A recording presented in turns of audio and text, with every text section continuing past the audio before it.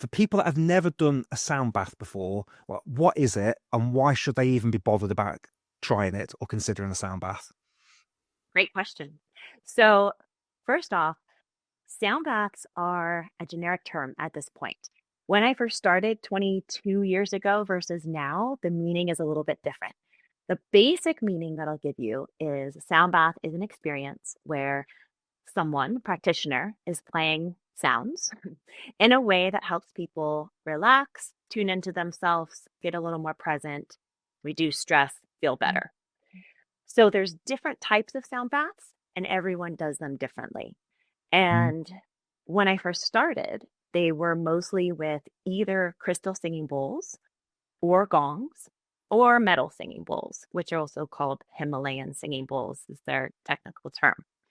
And over time, I would say about 10 years in, people started doing sound baths with other music, some just with like DJ'd music, some people with maybe drums and more ambient music, flutes, harps, voice, all of these other things.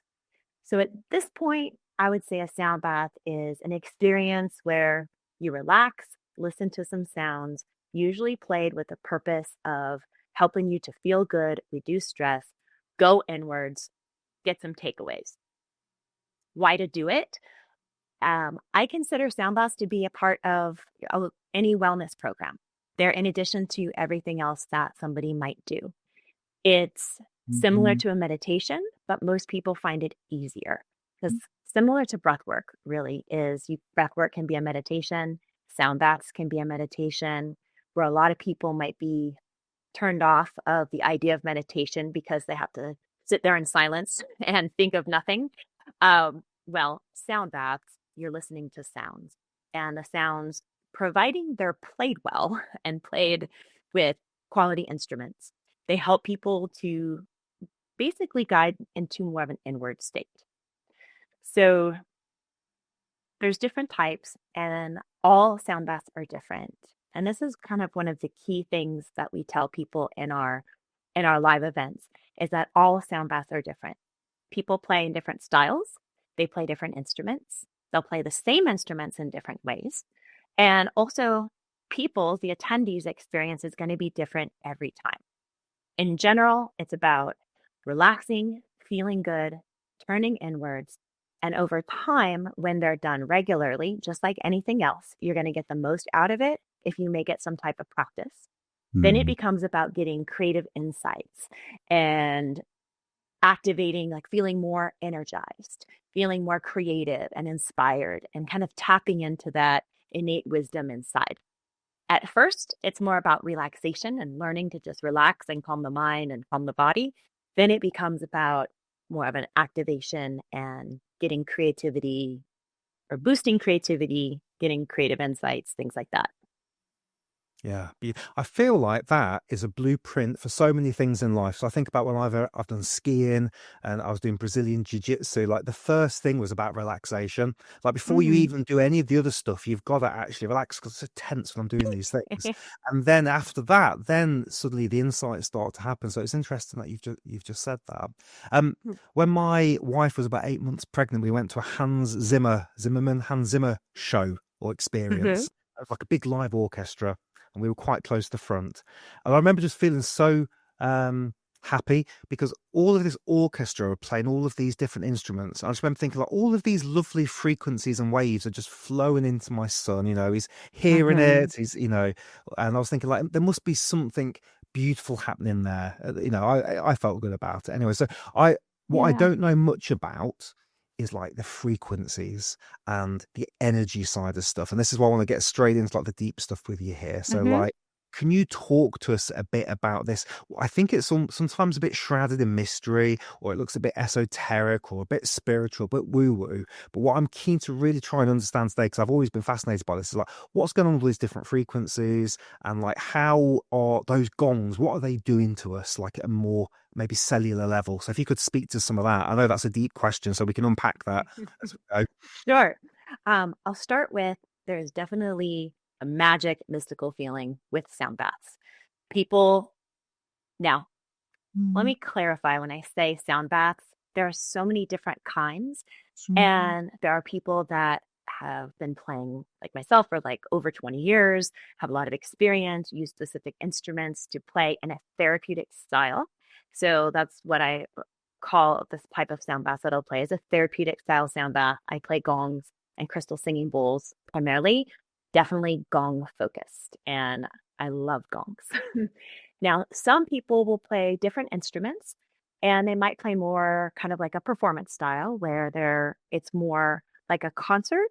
Some will even have like projections. And so gives you a different vibe. And then some could be you're participating in some way. There's varying levels of experience. So think about it with anything, including breath work. There's different types, there are different ways to do it. The results that you get from different ones are going to be different depending on the experience of the person playing, of the practitioner.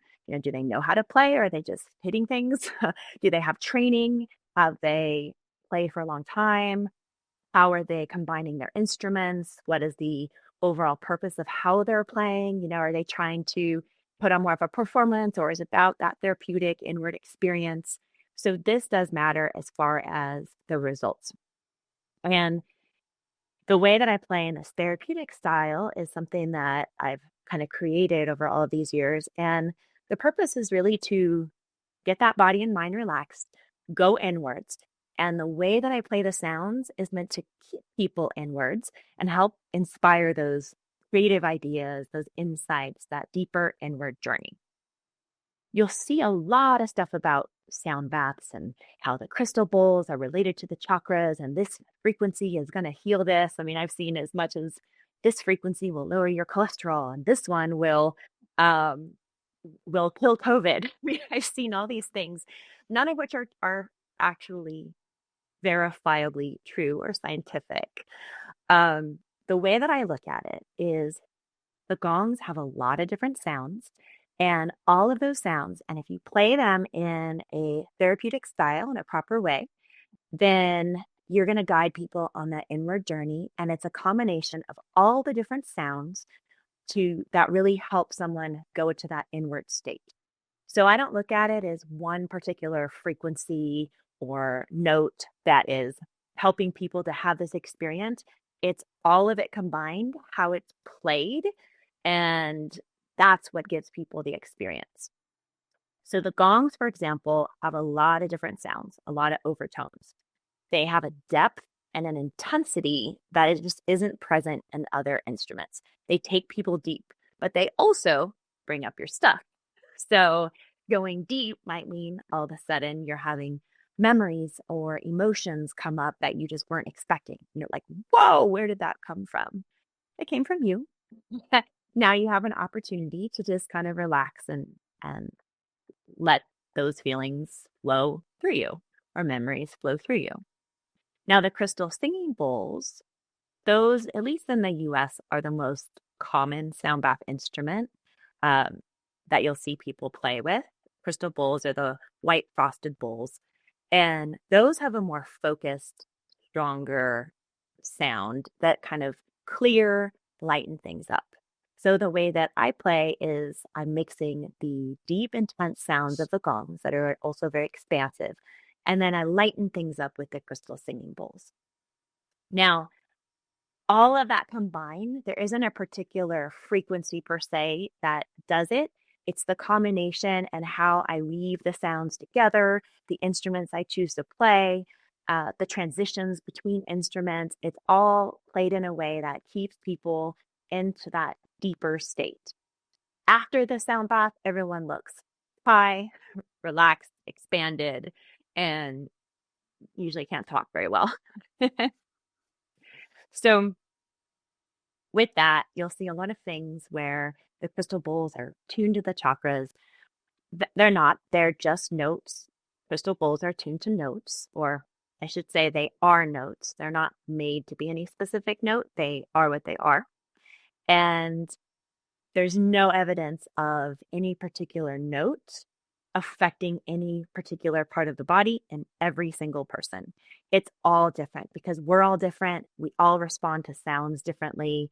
One person likes this gong, the other person doesn't. Some people like bowls more, some people like gongs more.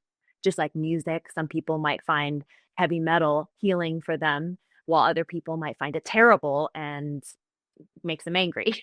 So we all have different preferences, and that extends to sound baths as well and the sounds coming out of them. Now, with the different frequencies causing different things, you'll see it that people say it, but there's no actual scientific evidence because we're all different. And to me, it's more about the combination of sounds and how you're playing the instruments that affect how people feel. Now, being in person with them, especially the gongs, you really feel them. So people will say all the time it felt like a sound massage, or because in our studio, we have eight gongs that we play. And each one, they might feel resonate in different parts. Like they're be like, oh, my shoulder was vibrating a lot, or I felt this in my stomach. And that just happens. So it does become very feeling oriented. Online, when you're listening, while some people might still feel it for sure, it's less feeling oriented because you're not physically with the vibrations. Just like in person with like a speaker that has a lot of bass. You stand near the speaker, you really feel it, similar to a gong. Whereas if you're listening on headphones, I might not feel the bass of the music so much in my body as I do when I'm in person with a big speaker. Does that make sense? No, it does. And actually that leads perfectly on to the next thing I was going to ask you. Like, what are the big, you've covered a lot of this now, but I always think like, are we getting any benefits from the online sound bath? And if we just dig a little deeper on that, like if I stand next to that gong, like other than the bass, like what's the difference? What's the difference between putting headphones on and me standing next to your gong, do you think? Hey, just pausing the podcast for a second to talk about daylight lenses, which are incredible for energy and focus. Now, you wouldn't do breath work in a smoke-filled room, but we do the visual equivalent all day long, sitting under harsh blue lights that wreck our eyes, crush our energy, and leave us foggy. And raw optics daylight lenses, they're like a breath of fresh air for your brain. Daylight lenses filter out damaging wavelengths of blue light from screens and artificial lights, while keeping the colours natural and the vision is sharp. And the results? More clarity, more calm, less strain. I wear these during the day when I'm on my computer or my phone, and they've become essential in my daily routine. Use TADB code 10 at rawoptics.com for 10% off. That's TADB 10 for 10% off. Try them and you will notice a difference. Cheers. Let's get back on with the podcast. That's a great question. Yeah. And one that I've considered for a long time. I've been primarily offering in-person services for the past like 22 years, and am starting to offer more online now and in the past couple of years, but really creating these online recordings and online programs. So in person, you get to hear let's talk gongs specifically, because the crystal singing bowls, they sound the same in person or online. They're the sound that you get is very, very close. Gongs are not so close because gongs have a lot of different overtones, a lot of different sounds. So in person, you really hear and feel all the different sounds. Now, I'll say feel if you're up close. If you're far away from the gong, you're not going to feel it as much. But it's more about you'll hear more sounds. You'll really hear, in a different way than you do online. And I would say it gives you a more immersive experience. Like our center in LA is maybe like 600 square feet, 550 square feet, the actual sound bath area. So we just have 10 people in a line. There's 8 gongs and 17 crystal bowls.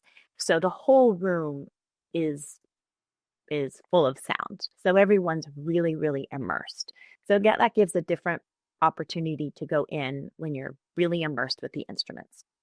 Now online, it's going to depend on your headphones. It's going to depend on how you're listening. Is it a live sound bath? Is it a recording that was done in a studio?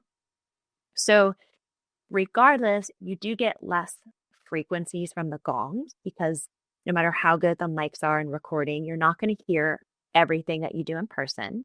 However, that doesn't mean that it's bad. It's just different. So I'll consider an online one can take you deep, can definitely bring you in that meditative state. and can give you most of the same benefits that are in person. In person gives more of the feeling sense of the sound bath, the immersiveness that makes it extra special. My usual recommendation for people is to do in-person ones when they can, and then supplement in between with online versions because it's a really great way to keep you entrained with the sounds, to help you to go inwards, to relax, to reduce stress, all the same benefits as in person. But then you go in person so that you can really feel the instruments and have that more immersive feeling. I suppose you could surround yourself with speakers and and give yourself a sound bath in that way at home. I've never tried that. So that could be an option to get to feel the sounds more. Yeah, so I was just going to say that. So when you came into our private community a few weeks ago and you gave us a beautiful sound bath over Zoom, I've got these Mhm. little crappy Amazon speakers here, but I really felt like I was being like washed in the Awesome. sounds. It was lovely. And so I guess when you've got the headphones on, you're getting it directly into the ears and your brain's processing it. But when you've got the speakers, you're still being washed in some Mhm. digital version of it, right? So Yep. based on the user preference, or would you recommend one over the other? Mhm. Good question. I would say it's going to depend on the quality of your speakers and user Mhm. preference. Um, When it's external, you might feel it a little bit more. When you have it in your ears, you're going to hear the sound probably differently. mm, So you might hear more of the different gong sounds, whereas you might not so much on speakers. And with the gong sounds, one thing that's interesting is we discovered this during our first round, like during the pandemic, we had just online courses, and we had people listen to some of the gong recordings that we had. And there was this one gong that was 24 inches. And in person, it didn't sound very deep. But something about when we recorded it, it sounded deep and rich. And everyone wanted this gong. And we're like, oh no, I mean, it's a great gong at 24 inches, but it doesn't sound like it does. Like in person, it's going to sound totally different. So online or recordings, different frequencies of the gongs get highlighted more than others. So it's interesting. But to go back to your question is I think it's user preference. How are your speakers? How are your headphones? Generally, I'll say listen with headphones because then you're kind of more you're not going to be paying attention to the external sounds that might be in the room or other people. Like really gives you more of that closed in sound experience. But you had a great experience. So with your Amazon speakers. So then, it's yeah, good. I wouldn't yeah, say use your cell phone speaker or your laptop speaker. I'd say use something something better. yeah. And I've been down the whole world of analog to digital conversion for years because I did video production, a freaking nightmare 20 years ago. And so I know that like the problem is like you do Zoom or you use what we're using now, which is Riverside. They've all got their own algorithms and ways of converting and changing the digital frequencies and stuff. It's Yep. interesting what you said about the gongs. So I'm curious. So you've got 20 plus years experience. If I walk, Hmm. you've alluded to this, but I'd love to get your thoughts. And so I come into your studio right now and I just start smashing the gongs, not obviously breaking them, but I just start banging around with stuff. I might Um, tackle you. yeah, don't touch my gong.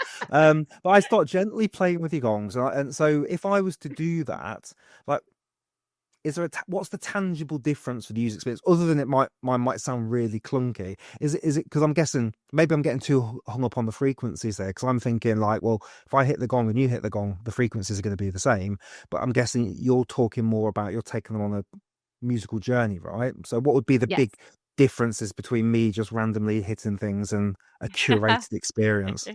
That's a good question. So, if you even look online at gong playing, you're going to see a huge variety of ways to play, ways that people play. And just like other instruments, people can play the guitar in different styles.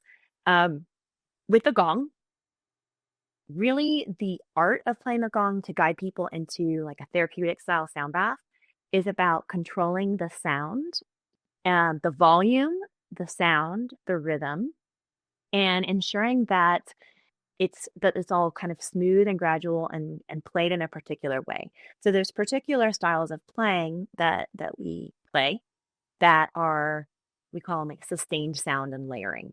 So it's a way to sustain the sound, layer the different sounds. So you're basically keeping people in deep in this experience. So it's like you guide people in to this more inward journey where they don't even know what's happening externally anymore. They've been guided inwards. And then to keep them there, you have to play in a particular way. Now, if you just bang on the gong and hit it and there's no rhythm, there's no paying attention to how it sounds or the volume, the techniques that you're using, people aren't going to go as deep. They're not going to have that deep therapeutic experience where they relax, reduce their stress, calm the mind. I've been to sound baths or see sound baths where people play very aggressively.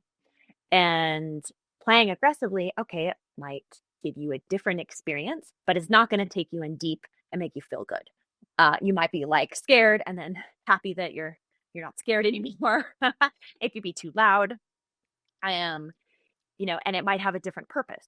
So our purpose in playing, my purpose in playing, is to take people deep and keep them there, and without anything that like jolts them out of it as much as possible, so that they can really go in and have that journey.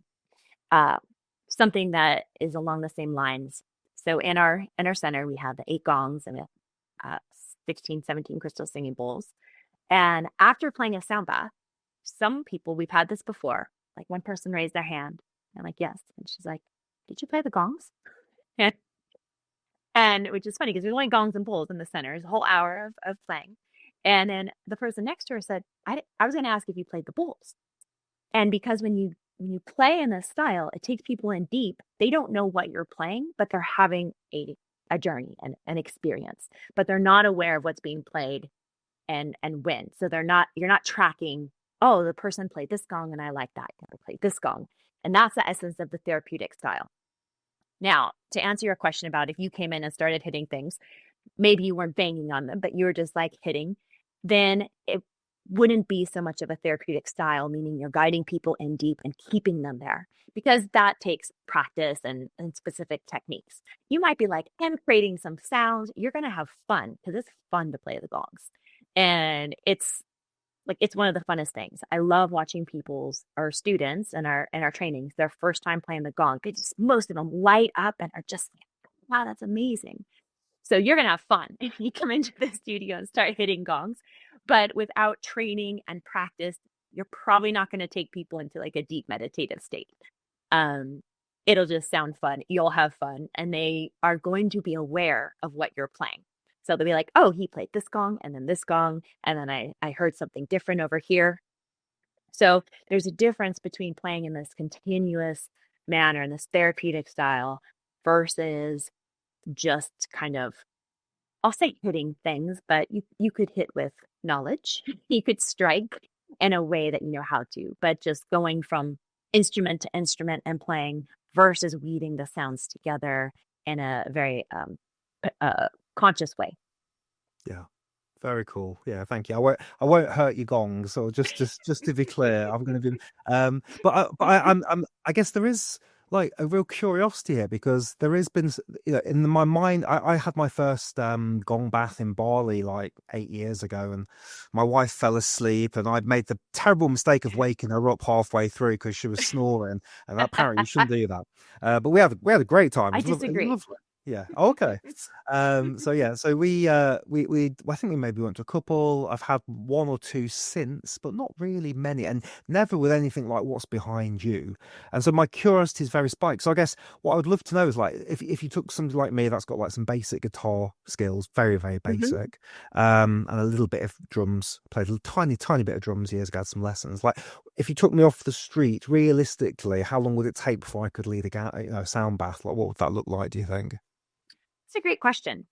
Um, Depends on how much you're going to practice in between, Hmm. what your instruments are.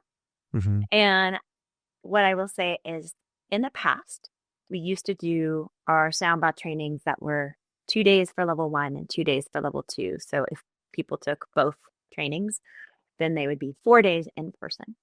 Now we have our online version, and the newest form is launching next month. And basically, we take people through They have like 70 different online lessons. Um, they're guided through audio practice sessions. So they have a lot of things to do. We have seen people do fantastic once completing this online in a few months because they're practicing. They have audio guided sessions.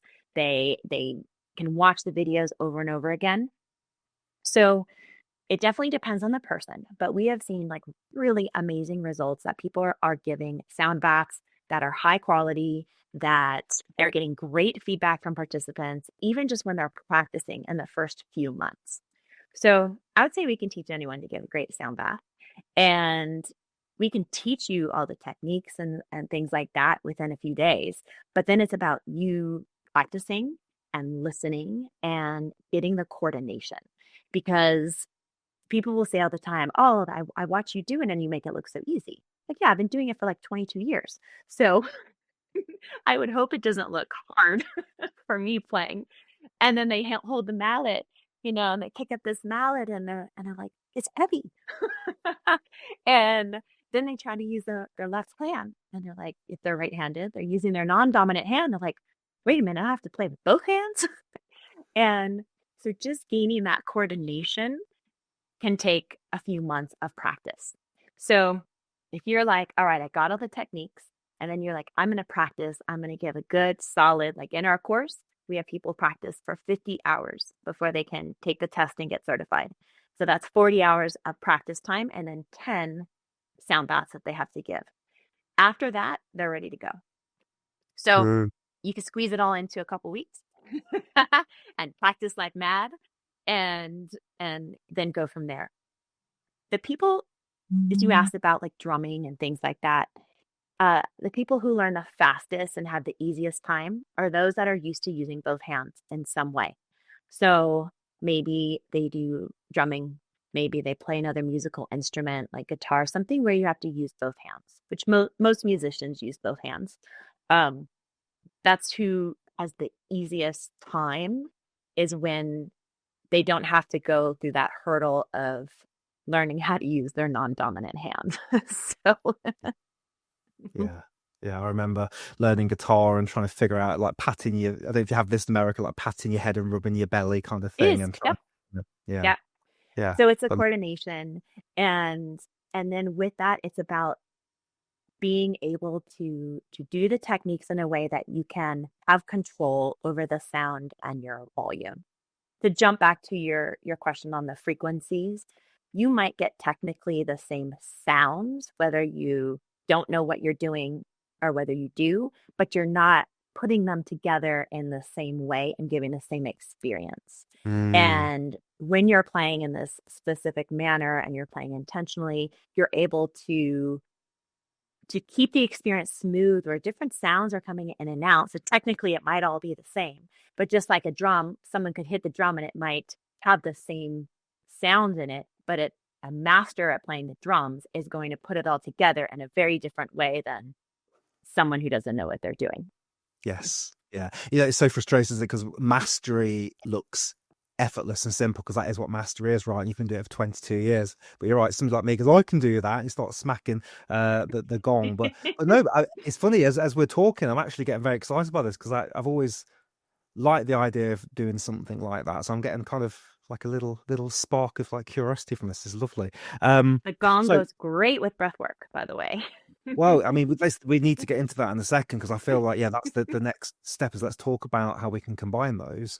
Um, Hmm. I would like to go a bit deeper on the frequencies if you're up for it Sure. and just get your Hmm. thoughts because we've got all the science stuff on here and what it shows or doesn't show. Let's just put that to one side. If you've been doing this for 22 years, like I'm curious, like what do you think is going on? Like if you're hitting those gongs and people are feeling certain ways, like if you feel okay, Sharon, as if not, don't worry. But I just want to know, like, you've got this first-hand experience of working with people Hmm. for decades. So like what do you think's going on with the sound baths and people's bodies? I think that it's, especially with the gongs, you're getting so many different sounds that it helps the mind to calm down and your body to relax.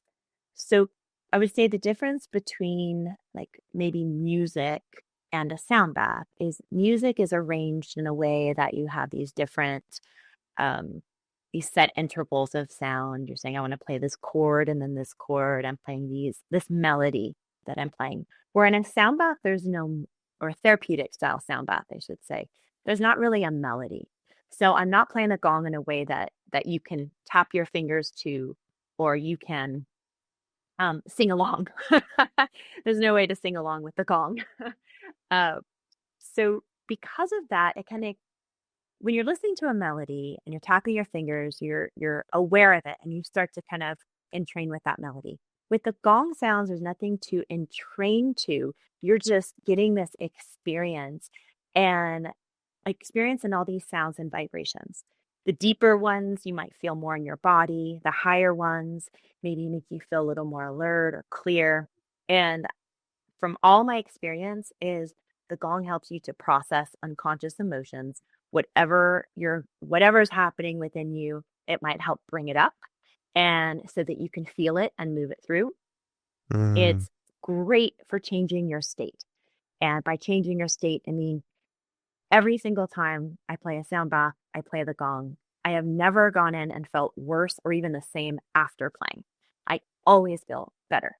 And I would say typically maybe 99% of participants have a similar experience. I can't say everyone, there's different things that come into it, but most people feel better after, feel more relaxed, feel more calm, feel more maybe activated creatively.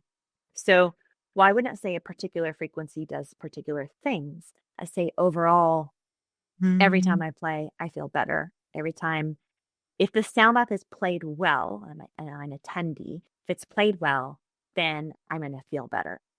For me, gongs are super necessary in a sound bath. And there are sound baths with just crystal singing bowls, and then sound baths with both, like gongs.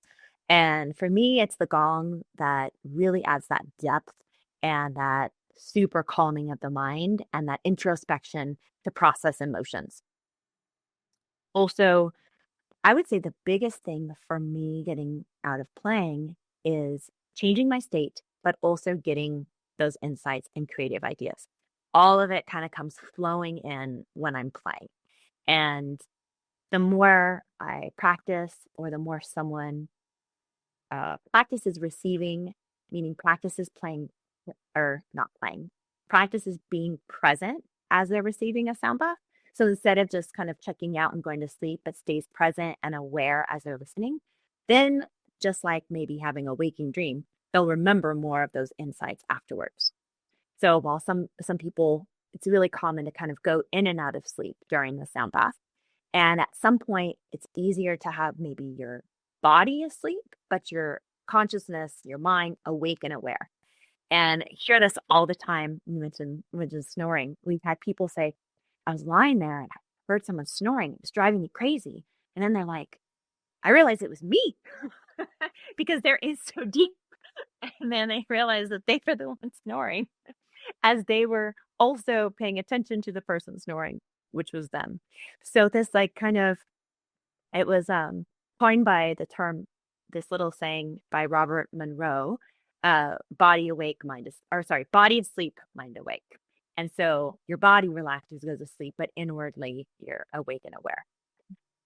I personally think the gongs are really important for bringing you into that state. And then that's a state where you can process emotions, get creative insights, solve or work to solve whatever is going on in your life. And those are some of for me, the biggest benefits. With that, it's like the relaxation and stress relief is just it's almost like a side dish. It draws a lot of people in to begin with because they want to stress less and figure out how to manage stress and relax easier. But then over time, that becomes just like a little side thing to the deeper experiences that they have during it. Yeah. Yeah, interesting. I think Am I? it's I've always got curious about like vibrations and I've seen things online about we're water and we are vibrating right now at all these different frequencies. The earth has a frequency apparently it's vibrating at, and then you've got the moon doing whatever it's doing with the ocean. And so I'm very curious about this, but I always wonder if I'm wandering into a bit of a like a woo woo space, and so I'm just trying to get the balance on it because I've heard, I very likely got into binaural beats and different frequencies. Do you know much about the binaural beats and Hmm. like the 999 hertz frequency? Everyone talks about is it 453 hertz seems to be a big one for breath work. So can you talk about the hertz and the binaurals and like Yeah. what all that means? Yes. I'll start with binaural beats. That's the easy Hmm. one. So binaural beats is a beat frequency where two different tones are played in each ear. So you have to have headphones, and so maybe in this ear, 100 hertz frequency is being played, and in this one, 105 hertz. The difference is 5 hertz, and that's your brain makes up this 5 hertz pulse that people associate with brain waves. 5 hertz is associated with like theta brain waves. So that binaural beat frequency of 5 hertz will be used for igniting maybe creativity, taking you into that dreamlike state. So those are binaural beats. And there's research on science on binaural beats and how it can help shift the brain waves. You'll also see monaural beats. Monaural beats are when you don't have headphones, but you're listening to it on speakers. So you still hear a pulse, but the pulse is not generated in your brain. It's just the pulse of the difference in the frequencies. So there are two different types of beats. I personally love using binaural beats in our recordings and in our in the Soundbath Club that's coming out hopefully next month in May or June, I should say, of this year, and we'll be having what's called gong beats experiences. So gong beats breathwork, gong beats meditation, and sound bath. All of them have binaural beats and gongs, and different frequencies of binaural beats to help you to get a little more activated, to help you go to sleep, to help you get more creative, energized. It just depends on the one. So binaural beats, there's definitely love all of those with all the other frequencies.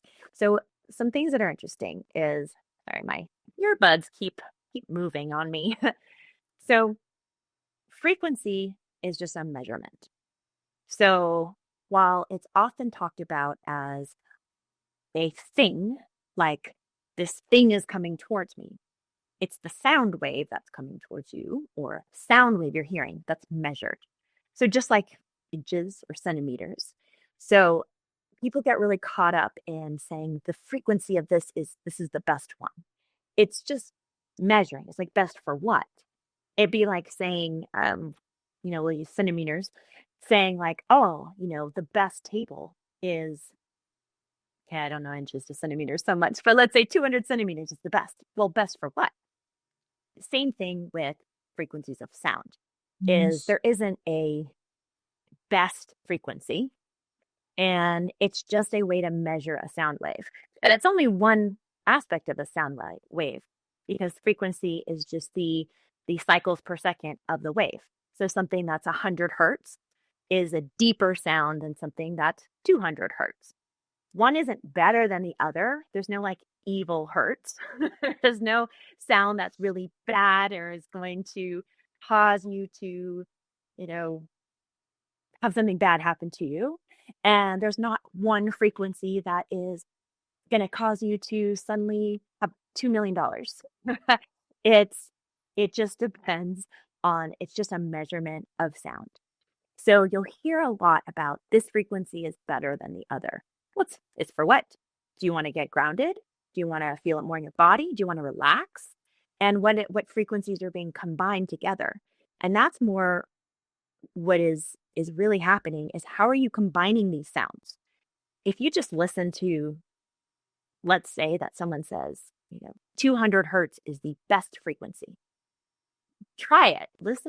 Go on YouTube and put 200 hertz sound in there, and you'll listen to a sine wave at 200 hertz. Then listen to a gong or a musical instrument or a waterfall, anything in nature around the same frequency. Maybe you could put in 200 hertz and you know that that's in there. It's going to be a very different experience listening to the natural sound, whether it be water, a musical instrument, versus a sine wave that's 200 hertz. So people will get like caught up in the sine wave, which has no overtones and is basically like in your ear, versus the sound of a musical instrument that has more than just that 200 hertz, but has overtones meaning other sounds besides the primary or the fundamental sound that are adding to the sound experience, adding to the color of the sound. So people get caught up in the frequency of something, but not take into account it's about how it's all arranged and all the other sounds that you're hearing. How are you combining your instruments together? How are you playing it? And you'll hear a lot with this is in the sound world, and I think it's what you're referring to in the breathwork world is whether your instruments are, people will say tuned to 432 hertz or 440 hertz, and it's really whoever is playing the instrument, it's their choice. What do you want to play? One isn't better than the other inherently, but there's a preference people have. Some people say, I like 440 hertz. Some say, I like 432. Kind of an interesting note is you see this a lot in the crystal bowls. But it didn't come about until I think it was around 2014, maybe a little bit earlier than that. But when I first started, you would only get crystal bowls that were 440 hertz, and they were what's called like perfect pitch or true tone, meaning they're lined up exactly with the note that you're, as if it was like a piano or a tuned instrument. And you either get that or you get the cheaper ones, which are off. They're a little sharp or a little flat of that actual note. And when I first started, I didn't have any money. I had to buy the cheaper off ones, the ones that were a little bit flat, because for me, it didn't matter as I was playing gongs, which aren't tuned in the same way as like a piano is. And come 10 years later, those crystal bowls that I got for cheaper are now the most expensive ones because they were actually the flat bowls are now called 432 hertz bowls, which are because some people came out and said it's a magical frequency. The bowl, people making the bowls or selling the bowls said, these now are $100 more than the 440 hertz bowls because they're magical. So there's a lot of talk about that. I'm going to say it's preference as to what you want to play. Scientifically, there's nothing that says this is better than that. And most of the talk about why people say, this is better because of these certain things, most of them have been debunked and proven to not be true. I say look at preference. There's no frequency that's better than another, but how you combine it, that's what matters. The instruments that you're using, how you play, and how you're combining the sounds. That's what really matters and gives someone an experience. When people look too much into a specific frequency, that's where you'll get people that say, this bowl is going to heal your heart. And I've seen this before. I've seen people saying, this is going to heal your thyroid because you have this note G bowl. It's a thyroid bowl and it's going to heal your thyroid. That is so bad to be telling people that you're going to heal their thyroid by hitting a bowl. And I heard this for a long time. And people will still say this. You look online and say, this bowl is going to heal your heart. Well, heal your heart from what? Like your physical heart, your energetic, like your love is going to make you open to love. It's going to heal everything. Like you don't have to do anything besides listen to this one sound and you're healed of everything. And so there is some issues with that claim that specific notes or frequencies do specific things. So we see that a lot. So there's nothing better than another. Choose the sounds that you like and then learn how to play them and learn how to put them together in a way that creates the experience that you want to offer. There's no magic bowl or magic gong that's going to like heal someone of everything or heal their heart or their thyroid or suddenly make them psychic or clairvoyant. It's all of it combined that's working the whole system. And that's usually what I'll say is I don't focus on one particular area of the body. Everyone is different. I want to give everyone an experience so their body can relax and they go through their own journey. And the sounds are going to support you in going inwards and getting more present, more conscious inside. Yeah. Big Gong and Big Sound Bath are watching you right now going, no, don't say that. We're making a lot of money selling thyroid bowls. It's just, same in breathwork, right? This one breathing technique does everything. And obviously we know it's a rounded approach plus diet and exercise and all that beautiful stuff. And I'll say a little thing, when I have a biology background, I was a biologist. And then when I got into the sound world, and I'm very woo-woo. Crystals, gongs, I'm woo-woo. Also have the scientific aspect though. But when I first got into sound baths, um, no one was really doing it. It wasn't like a big thing. All I saw was woo-woo stuff. And so when I first started playing, I got what's called the planet gongs. I said, they're tuned to the planets. I kind of dropped my scientific mind. So if you find maybe people who saw me in the past, like 5 years in, or interviews that I did back then, I might be saying, this gong is Mercury and it's tuned to the planet Mercury. So then at some point, it was about maybe, I don't know, 10 years in, is one of my first student ever. She worked at a place with a bunch of scientists, physicists. And then she took the book that I had that said, okay, this is like this is why the gongs are tuned to the planets. And she took the book, gave it to them, just to say, read it and let me know if it's this really science. And they came back and they said, no, it's not. And then I started to go, oh, wait a minute. Have I been believing some BS here? And over time learned, okay, yes, the gongs are not tuned to the planets. It's not the sound of Mercury. There's no sound in space, and nothing is one sound. Like the Earth is not one frequency. You are not like one frequency. Like we're a whole bunch of different things happening. The Earth is like frequency of what? Like the core, the birds on it, the tree. Like what are you looking at? And so then I started to unravel, and then I went deep into the science part and like worked with a physicist and said, okay, I need to get things straight. What am I believing that's not accurate? And when you talk to a scientist or a musician and go into frequencyism or the planets being or the gongs being a planet sound, they're usually like, you guys are nuts. It's not it's not true. It's not scientific. It's not music theory. It's not physics. So I kind of went through that bubble bursting and then had to go, I taught people some things that just weren't correct. I looked really stupid for a little while. And so I kind of went through that, believing a lot of it and then going, okay, what's actually true? And then coming out the end of now going, there's a lot of magic and some amazing things with sounds. I love the gongs. I love sound baths. I love all of it. I feel amazing. Do I know exactly how it's working? No, nobody knows exactly how it's working. And there's not one particular sound that does the same thing to everyone each time. But it's still magical and amazing. It's just we don't have that. This does this type of thing. It's not the sound of the planet, but I still love the planet gongs. Yeah, interesting. It's interesting because there's a thing in breathwork about DMT release, compound from ayahuasca, and James Nestor, who wrote the book Breath, says, they've I think he said they put me in an MRI and they found no evidence, and yet it's like Oh. wildfire. Everyone's talking about DMT release, but there's been no scientific proof, I don't think, ever that it exists. But yeah, if you speak to somebody that's had a psychedelic experience through breath work, they would swear that it's happened to them. So I do feel like, and I wonder if it's the same with sound baths, I just feel like we are at a place right now scientifically where we know what we know.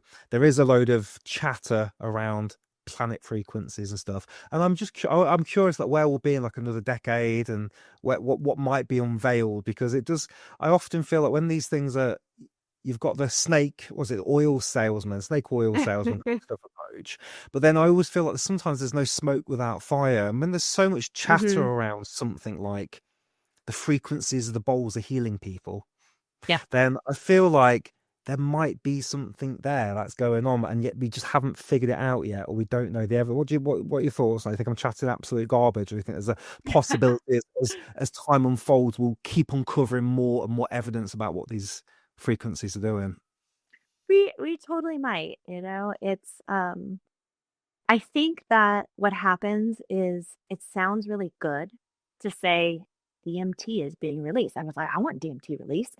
You say it once, everyone's like, I'm going to your I'm going to your breathwork class. Like, I want that DMT release. And then going like, some people have a mystical experience and we don't know why. Because that part goes, well, maybe I will, maybe I won't. But this breathwork class, DMT. And so I think that a lot of people in the field, like in sound baths and stuff, they want to help people. And then they also want a reason, like, why is this working? And if somebody gives them a reason, like, unfortunately with the chakra sounds related to the crystal bowls, it was the crystal bowl people the original people selling it that really promoted that idea that has no basis in ancient philosophies whatsoever. But the crystal bowl seller said, I'm going to sell more bowls when I say you need seven. And because what are you going to leave out a chakra? Like you have everything but one. No, you need all the chakras. Otherwise, you're going to leave people unbalanced. so, Mm. so a lot of marketing has happened because of that. Now, I don't discount at all that there's some magic and mystery to the sounds, and we may or may not ever know what it is. There's research being done on sounds and frequencies and things. It's a lot of times like ultrasound or sounds that are outside of what your instruments are going to give you. And it might not even be, a sound wave. That might be using electromagnetic frequencies or other things at different frequencies. Sometimes people would get confused and hear 50 hertz, or the frequency is at 220. Well, is it a sound wave? Is it light? Is it like what is the wave that you're measuring? It's not the frequency. It's like, hey, what's the wave? How's it being applied? So there's a lot of research, and I'm sure we'll get some more answers, I would say, in the future. Like with breath work, it's like, okay, maybe it's not DMT, but maybe it's another molecule that's being released that's, I don't know, undiscovered. Um, um, and you can never discount everyone's individual state that they're in and their own response to sound. Sound is so subjective. Just like I would say breath work could be very similar of maybe someone who has like panic attacks are going to not want to do particular styles of breath work that somebody who doesn't have them and because of just their history. The same with sound. If somebody has a negative memory that's related to, let's say, a deeper sound, then maybe when they hear a deep gong, it immediately brings fear without them knowing why. It doesn't matter how healing that frequency could be, their reaction is going to be stronger based on their own experience and their lifetime with sound. So it's so subjective of how everyone responds to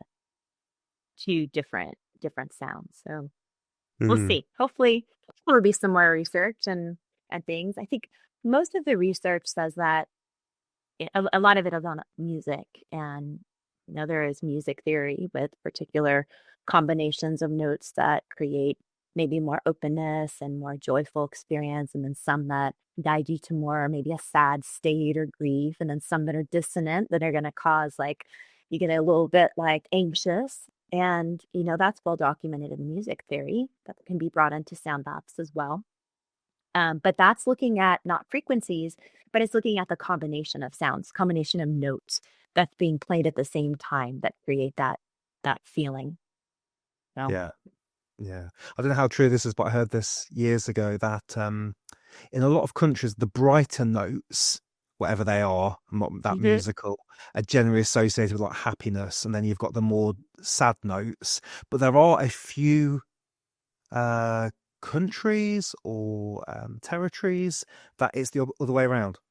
And hmm those more dull, sad notes that we would consider, like, oh, this sounds like a sad song, is how they consider a happy song, which just blew my mind. It was like when I found out some countries shake their head left to right when they mean yes, and they go their head up and down when they mean no. And I was like, what? I just assumed that I was a didn't know that. universe. Yeah, it's one of them is Bulgaria. And I went there and it blew my mind. I think India might do something similar. But yeah, so anyway, so I was lucky enough, this is a slight diversion, but I wanted to talk a bit about the gong with you. And I hmm was lucky enough to go to Myanmar about a decade mm ago when it was kind of still a bit open. And we went to Yangon, which was the kind of capital city or one of the capital cities. And big temple, huge temple place we went to. You're barefoot, you're walking around. And they had mm some of the biggest gongs I'd ever seen. They were huge, they were bigger than me. I went up mm and I gave it a tap, and the security guard came over and said, "Do not touch the gongs." Oh, sorry. And then we saw them. We saw them in quite a few places when we were in Southeast Asia. So, what's the history of the gong? Like, what even is a gong? Like, what was it created for originally? What's it made from? Like, what was its original purpose? Do you know much about the kind of beginnings of it? Originally, so the gongs are one of the oldest instruments. Now, the ones that we play in sound baths, like the one behind me, those are those were made last century. They're not the ancient ones. The ancient ones are more like bronze gongs, and you'll find them in front of temples and things. And they were more used for ceremony, as a marker in ceremonies, as a announcement. So it's like in the temples, it could be like an announcement for or the start of a ceremony. Also, the higher up in caste, maybe the person is, they get announced their arrival with a bigger gong and more gong strikes. So they're more ceremonial purposes, banish evil spirits, uh, to markers in time, announcements. And I think it was, I'm probably going to get my date wrong, but like when they kind of entered into like symphonies and things was like in the late, I believe like 1700s when they started to be played more musically in symphonies, like in Western world. Um, but you have like the like gamelan plays, they play smaller, different types of gongs. And I don't know when they transitioned more to music, but the history was more for ceremonial purposes and announcements and things like that than it was for music. They started to get used in the types of gongs that most people play in sound baths now, which are German made. They were they started to be manufactured, I would say, in I believe it's like around like maybe the very beginnings in like the 1920s, 1930s, but most of them kind of came about in like the 1980s. Same with crystal singing bowls. Crystal singing bowls didn't come about until the 1980s. And you'll hear a lot of things like, oh, they're made of quartz crystal and they're like an ancient technology. Crystal singing bowls came from the solar industry. And they're basically, it's called a quartz crucible. It's a type of scientific glass made to hold corrosive chemicals in high heat. So somebody started playing them in the 1980s and then started to sell them by purchasing General Electric's reject quartz crucibles that weren't good enough for holding the chemicals. And someone started to play them. So that's the origin of the crystal singing bowls that are actually glass. They're made of quartz crystal sand, HPQ sand, which is high purity quartz, and they're heated to such a high temperature that the quartz, what makes something a quartz crystal, the bonds, they're broken and it turns into glass. So all glass has some quartz in it, and so they're actually glass bowls that were originally for holding corrosive chemicals in high heat. And what about the metal ones? Have they come after the crystal ones, or is there an old Ancient. version of this singing Yeah, bowl? old Is there? version. The metal bowls were originally food bowls. Mm. And I know some people that we sell their metal bowls, but he would go and to kind of Asia, and he would buy people's old food bowls and give them new food bowls. And then those are the ancient bowls, ancient metal bowls, Himalayan ones. And the Himalayan bowls are totally different than the crystal bowls. You can get really old, you can get old ones, you can get new ones, you can get new ones made to look like old ones.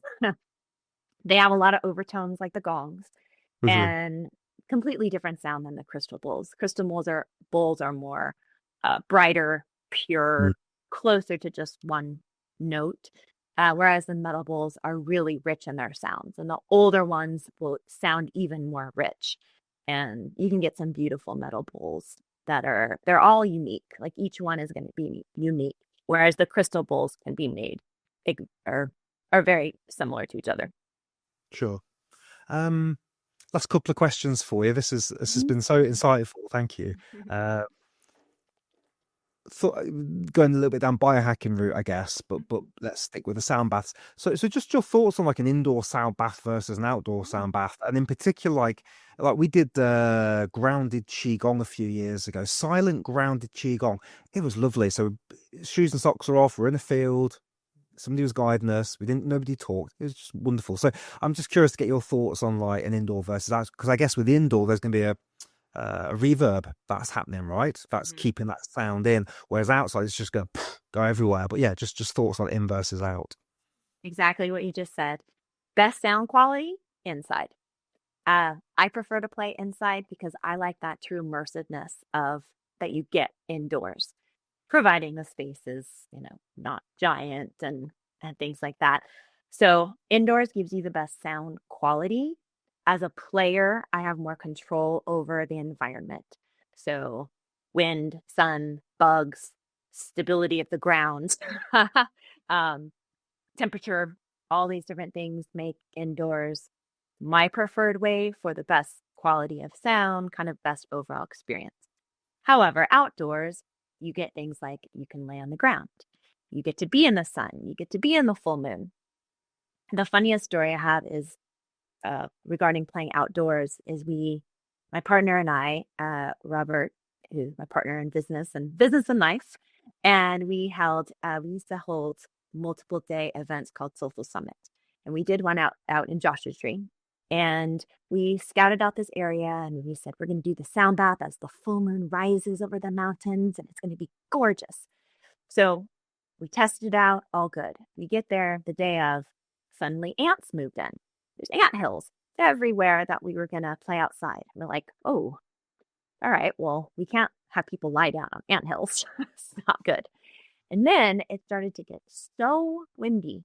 And I mean, a wind that was just crazy. The gongs were just going all over the place. I had to hold the gong, and that would be the one time I say I was just hitting it, going, I don't know what it sounds like, and hold the gong so it wouldn't hit the stand and actually break.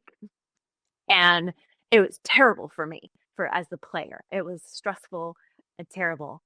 The people receiving it, I'm like, it was beautiful. The full moon came up, and Uh, I heard the gongs that sounded amazing. And it was all the environment that created that special experience. The sound couldn't have been as good as it would be inside, but the environment of being outside in the desert, it was summer, so it was warm, the full moon rising, all of that made this experience that was unforgettable to them. Would they have had the same unforgettable experience inside? I don't know, maybe.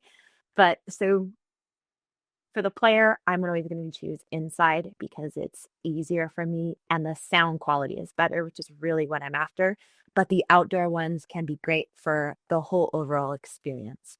And a yeah. lot of people will like those. The sound won't be as good. You're not going to feel as immersed. It's all going to depend on, if you're at a park or people, barbecuing next door, or they like playing a game, you have dogs barking, all these other elements. But outdoors can feel great depending on the environment. That sounds great. I actually want that experience. That sounds wonderful. Windy and mean, and yeah, I can see. Yeah, because it's so much more than just the sound, right? It's that whole tactile, beautiful life experience. Yeah, that sounds great. Have you ever had a deaf person come to a sound bath, and what was their experience, if you've had them? I actually played. It was actually for a TV show, though this part I don't think ever aired. And this was probably 13 years ago or something. But for a deaf couple and their guests, a lot of them were deaf. They loved it. They absolutely loved it, and they all came up. So we were playing outside, and people came up and said that they could feel it strongly and wanted to know what it was and what they were feeling. And I haven't had anyone come into our sound bath like that's deaf, but this was just for that one wedding experience that my friend and I played at, and it was pretty neat. We they loved it. They thought it was Yeah. absolutely amazing, and that we were just playing crystal singing bowls. We didn't bring a ball. Yeah. Oh, that's beautiful. We've done an hour. Is there anything we haven't covered that you Hmm. wanted to talk about, Jamie? I don't think so. Do you have any other questions? I don't think so. I mean, that's been Yeah. great. That's been really, yeah. No, I think we've covered. So yeah, let's just finish off with this, and then we can tell people where to find you. Like, so if someone's finished this podcast now, they're curious about a sound bath. What would you say is the best next steps for them to do? Because they're all over the planet, right? People listening to this. Is it go and find something online? Is it go and find something local? Like, what would you suggest the best thing to do is? I'd say a combination. If you can go in person, go in person. And now you can usually find most people can find sound baths within maybe a couple hours from them, depending on where you are. If you're in a city, you're more likely to find a sound bath. Try it in person. Um, and try a number of them. If you go to one and you're like, I wasn't sure, I didn't really get the experience I want, try somebody else. There's again, people play in different ways, different instruments, there's different styles. So try a few of them out before you decide how you like sound baths. Also, get recordings. Do them online. Like we're starting our sound bath club that's going to give you people access to, we're starting out with at least 20 different, collection of 20 different recordings. So you can get that. We're going to do live stream ones every month. And that collection is going to grow. We want to get as many as we can so you can choose your different sound bath recordings based on how you want to feel. You want to get energized, you want to go to sleep. And I would say doing them online in between live sound baths is the best way to go. Maybe you go to a live sound bath once a month. Mm, And, obviously you can't go to a live sound bath, most people every single day. Or even a few times a week. It's our most consistent clients are once a week at most. It's challenging to get to something like that regularly. So you go maybe once or twice a month to the in-person one, and then you do your sound bath meditations, your sound bath recordings, maybe combined with breath work, in between, maybe 5, 6 days a week, however much you wanna do it. So that's my suggestion, nice. and try different ones. Very cool. So we'll put your links below for people watching and listening to this, but where can they find you if they want to know more? If you go to soundbathcenter.com or at Soundbath Center on like Instagram, but soundbathcenter.com website is going to have a link to our most current website, email list. You can get information about our certification course starting very soon again, Soundbath Club, and all the other things we offer, both online and in person. Awesome. So yeah, please go and check that out. And thank you so much for that. That was really ace. And thank you everybody for watching. We'll see you again soon.